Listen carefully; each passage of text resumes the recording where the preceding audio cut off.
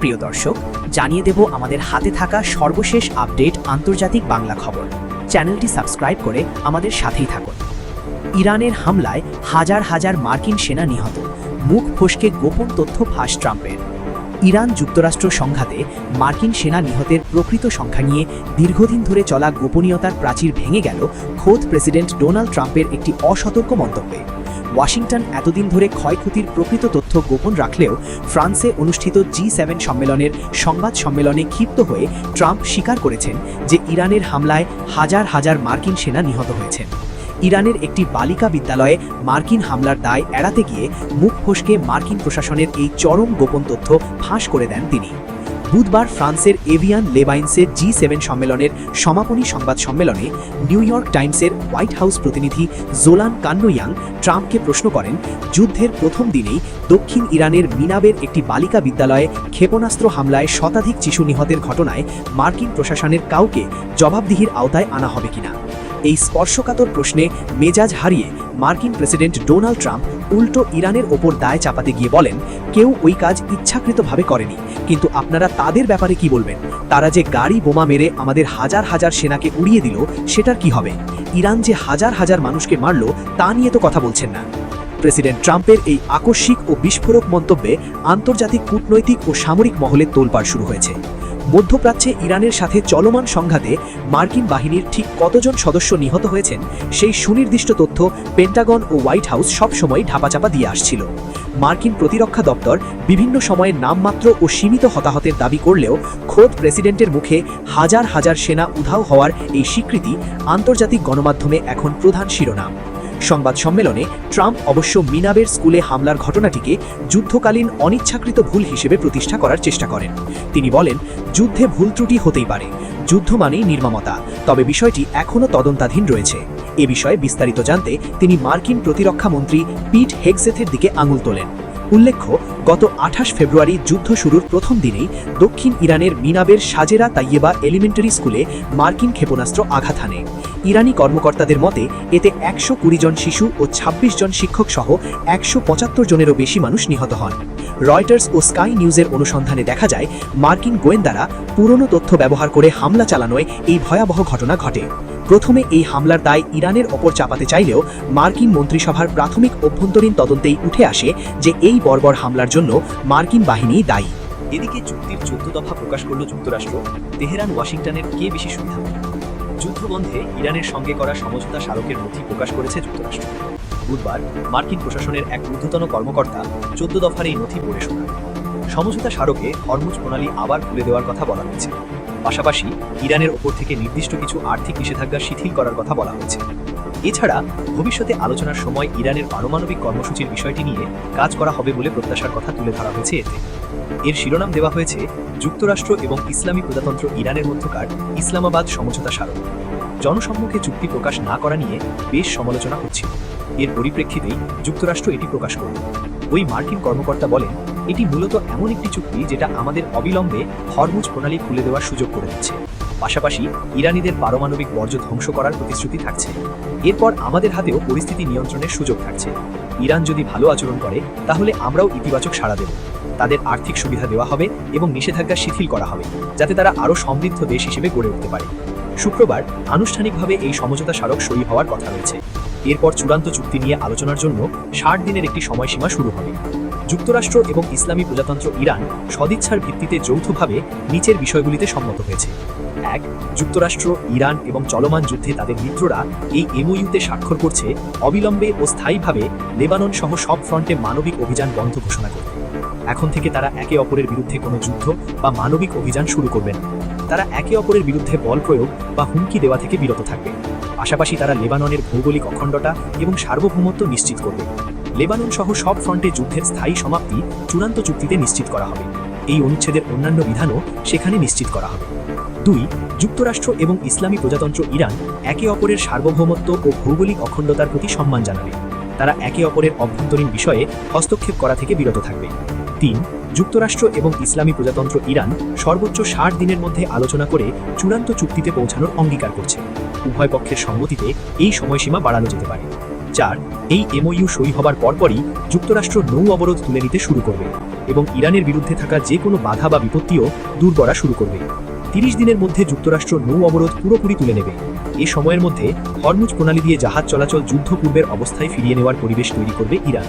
চূড়ান্ত চুক্তি হওয়ার পর যুক্তরাষ্ট্র 30 দিনের মধ্যে ইরানের নিকটবর্তী এলাকা থেকে নিজেদের মানবিক সেনাবাহিনী সরিয়ে নেবে। এই এমওইউ সই হওয়ার পর ইসলামী প্রজাতন্ত্র বিনা মাসুলে বাণিজ্যিক জাহাজের নিরাপদ চলাচলের ব্যবস্থা করবে। পারস্য উপসাগর থেকে ওমান সাগর এবং বিপরীত দিক থেকে জাহাজ চলাচলের ব্যবস্থা করবে, তবে এটি শুধুমাত্র 60 দিনের জন্য। বাণিজ্যিক জাহাজ চলাচল অবিলম্বে শুরু হবে এবং কারিগরি ও সামরিক বাধা অপসারণের প্রয়োজনীয়তা বিবেচনা করে ইরান 30 দিনের মধ্যে মাইন অপসারণ করবে। আন্তর্জাতিক আইনের সাথে সামঞ্জস্যপূর্ণভাবে এবং হরমুজ প্রণালীর কৌশলী দেশগুলির সার্বভৌম অধিকার অক্ষুণ্ণ রেখে ভবিষ্যতে হরমুজ প্রণালী কিভাবে পরিচালিত হবে এবং সেখানে নৌ পরিষেবা কিভাবে দেওয়া হবে তা নিয়ে ওমানের সাথে আলোচনা করবে ইরান। এক্ষেত্রে সংশ্লিষ্ট অন্যান্য উপসাগরীয় দেশের সাথেও তারা কথা বলবে। 6 যুক্তরাষ্ট্র আঞ্চলিক অংশীদারদের নিয়ে অন্তত 30,000 কোটি বা 300 বিলিয়ন মার্কিন ডলার ব্যয়ে ইসলামী প্রজাতন্ত্র ইরানের পুনর্গঠন ও আর্থিক উন্নয়নের জন্য একটি নির্দিষ্ট ও উভয় পক্ষের সম্মতিকৃত পরিকল্পনা তৈরি করবে। এই পরিকল্পনা বাস্তবায়নের প্রক্রিয়া চূড়ান্ত করা হবে 60 দিনের মধ্যে এবং সেটা করা হবে যুক্তরাষ্ট্র ও ইরানের চূড়ান্ত চুক্তির অংশ হিসেবে। এক্ষেত্রে সংশ্লিষ্ট লাইসেন্স, ছাড় এবং অনুমতি দেবে যুক্তরাষ্ট্র। 7 চূড়ান্ত চুক্তির অংশ হিসেবে দুই পক্ষের মতৈক্যের সময়সূচি অনুযায়ী যুক্তরাষ্ট্র ইসলামী প্রজাতন্ত্র ইরানের উপর থেকে সব ধরনের নিষেধাজ্ঞা প্রত্যাহার করবে। এর মধ্যে জাতিসংঘ নিরাপত্তা পরিষদের প্রস্তাব এবং IAEA বোর্ড অব গভর্নর্সের প্রস্তাবও অন্তর্ভুক্ত থাকবে। এছাড়াও যুক্তরাষ্ট্রের একতরফা দেওয়া সমস্ত প্রাথমিক ও মাধ্যমিক পর্যায়ের নিষেধাজ্ঞাও তুলে নেওয়া হবে। ইরান ও যুক্তরাষ্ট্র এই নিষেধাজ্ঞা প্রত্যাহারের চূড়ান্ত গুরুত্ব স্বীকার করে। এ বিষয়ে পারস্পরিক সমঝোতায় পৌঁছানোর জন্য তারা আলোচনার মাধ্যমে অবিলম্বে এইসব ইস্যু সমাধানের ইচ্ছা প্রকাশ করেছে। 8 ইসলামী প্রজাতন্ত্র ইরান আবার নিশ্চিত করেছে যে তারা পারমাণবিক অস্ত্র সংগ্রহ বা তৈরি করবে না।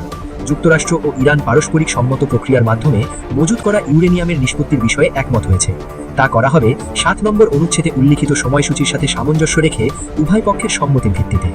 IAEA এর সতর্কতায় ন্যূনতম পদ্ধতি ব্যবহার করে এগুলি নির্দিষ্ট স্থানেই নিষ্ক্রিয় বা ডাউন ব্লেন্ড করা হবে। চূড়ান্ত চুক্তিতে সম্মত হওয়া একটি সন্তোষজনক কাঠামোর ভিত্তিতে দুই পক্ষ ইউরেনিয়াম সমৃদ্ধিকরণ ইস্যু নিয়ে আলোচনা করতে রাজি হয়েছে। এছাড়াও ইরানের পারমাণবিক চাহিদার সাথে সম্পর্কিত অন্যান্য বিষয় নিয়েও তারা আলোচনা করবে। চূড়ান্ত চুক্তিতে এই অনুচ্ছেদের বিধানগুলি নিশ্চিত করা হবে। ইরান ও যুক্তরাষ্ট্র উল্লিখিত পারমাণবিক বিষয়গুলির চূড়ান্ত গুরুত্ব স্বীকার করে। এ বিষয়ে পারস্পরিক সমঝোতায় পৌঁছানোর জন্য তারা আলোচনার মাধ্যমে অবিলম্বে এইসব ইস্যু সমাধানের ইচ্ছা প্রকাশ করেছে। 9 চূড়ান্ত চুক্তি না হওয়া পর্যন্ত যুক্তরাষ্ট্র ও ইসলামী প্রজাতন্ত্র ইরান বর্তমান পরিস্থিতি অর্থাৎ স্টেটাস কুও বজায় রাখতে সম্মত হয়েছে। ইরান তার সবশেষ জানিয়ে দেব, ফের কালো তালিকায় ইসরায়েলি সেনাবাহিনী, কঠোর অবস্থানে জাতিসংঘ। শিশুদের বিরুদ্ধে গুরুতর মানবাধিকার লঙ্ঘনের অভিযোগে টানা তৃতীয় বছরের মতো দখলদার ইসরায়েলি সেনাবাহিনী ও নিরাপত্তা বাহিনীকে কালো তালিকাভুক্ত করেছে জাতিসংঘ। সংস্থাটির সর্বশেষ প্রতিবেদনে বলা হয়েছে, 2025 সালে বিশ্বব্যাপী শিশুদের বিরুদ্ধে গুরুতর লঙ্ঘনের ঘটনা রেকর্ড পর্যায়ে পৌঁছেছে, যার সবচেয়ে বেশি ঘটনা ঘটেছে ইসরায়েল ও অধিকৃত ফিলিস্তিনি ভূখণ্ডে। বার্তা সংস্থা আনাদোলুর খবরে বলা হয়েছে, প্রকাশের অপেক্ষায় থাকা জাতিসংঘের একটি প্রতিবেদন তাদের হাতে এসেছে। 2025 সালের তথ্যভিত্তিক ওই প্রতিবেদনে উল্লেখ করা হয়েছে, শিশুদের বিরুদ্ধে গুরুতর মানবাধিকার লঙ্ঘনের ঘটনা এবছর নজিরবিহীন মাত্রায় পৌঁছেছে। 2025 সালে 24,174 জন শিশুর বিরুদ্ধে মোট 38,558টি গুরুতর লঙ্ঘনের ঘটনা যাচাই করেছে জাতিসংঘ। আক্রান্ত শিশুদের মধ্যে 15,493 জন ছেলে, 7,990 জন মেয়ে এবং 691 জনের লিঙ্গ শনাক্ত করা সম্ভব হয়নি। জাতিসংঘের এক জ্যেষ্ঠ কর্মকর্তা জানিয়েছেন, গত 30 বছরের ইতিহাসে প্রথম শিশুদের বিরুদ্ধে গুরুতর লঙ্ঘনের জন্য সবচেয়ে বেশি দায়ী পক্ষ হিসেবে সরকারি বাহিনীগুলো চিহ্নিত হয়েছে। তার ভাষ্য অনুযায়ী, সরকারি বাহিনীগুলোর মধ্যে শিশুদের বিরুদ্ধে গুরুতর লঙ্ঘনে শীর্ষ অবস্থানে রয়েছে ইসরায়েলি সরকার, আর দ্বিতীয় অবস্থানে রয়েছে রাশিয়া। প্রতিবেদনে আরও বলা হয়েছে, আগের বছরের তুলনায় শিশু নিহত হওয়ার ঘটনা 34% বৃদ্ধি এবং আহত হওয়ার ঘটনা 10% বৃদ্ধি পেয়েছে। যাচাইকৃত গুরুতর লঙ্ঘনের মধ্যে সবচেয়ে বেশি ঘটনা ঘটেছে ইসরায়েল ও অধিকৃত ফিলিস্তিনি ভূখণ্ডে, যেখানে এ ধরনের ঘটনার সংখ্যা 12,445। এর বাইরে কঙ্গোর গণতান্ত্রিক প্রজাতন্ত্রে 4,114টি, নাইজেরিয়ায় 2,560টি, মিয়ানমারে 2,203টি এবং সোমালিয়ায় 2,199টি ঘটনা নথিভুক্ত হয়েছে। তথ্য অনুযায়ী 2025 সালে 6,266 জন শিশু নিহত হয়েছে, 7,958 জন আহত হয়েছে, 6,607 জনকে সশস্ত্র গোষ্ঠীতে নিয়োগ দেওয়া হয়েছে, 8,322 জন মানবিক সহায়তা থেকে বঞ্চিত হয়েছে এবং 4,573 জন শিশুকে অপহরণ করা হয়েছে। প্রতিবেদনে জাতিসংঘের মহাসচিব অ্যান্তনিও গুতেরেস বলেন, অধিকৃত ফিলিস্তিনি ভূখণ্ডে ও ইসরায়েলে শিশুদের বিরুদ্ধে গুরুতর লঙ্ঘনের ব্যাপকতা তাকে গভীরভাবে মর্মাহত করেছে। তিনি জানান, গাজা উপত্যকায় চলমান গুরুতর লঙ্ঘনের ঘটনায় তিনি স্তম্ভিত এবং একই সঙ্গে পূর্ব জেরুজালেম সহ পশ্চিম তীরে ক্রমবর্ধমান সহিংসতায় তিনি গভীরভাবে উদ্বিগ্ন। গুতেরেস আরও বলেন, ইসরায়েলি দখলদারদের হামলার ঘটনা উল্লেখযোগ্য হারে বেড়েছে। পাশাপাশি এসব লঙ্ঘনের ঘটনায় দায়ীদের জবাবদিহিতার অভাব নিয়েও তিনি সমালোচনা করেন।